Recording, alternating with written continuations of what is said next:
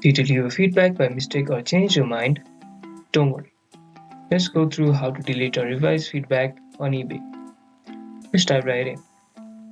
First of all, start by heading to ebay.com and signing into your account where you posted the feedback.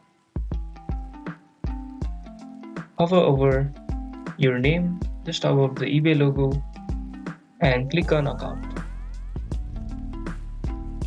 On the left-hand menu, select Feedback to see what you've recently left.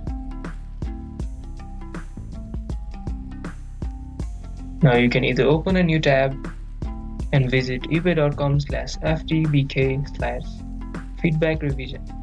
This is eBay's official website for revising or removing feedback.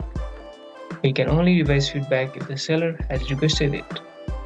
If a seller has, you'll see the option right there. If not, you'll need to contact the seller and request a feedback revision link.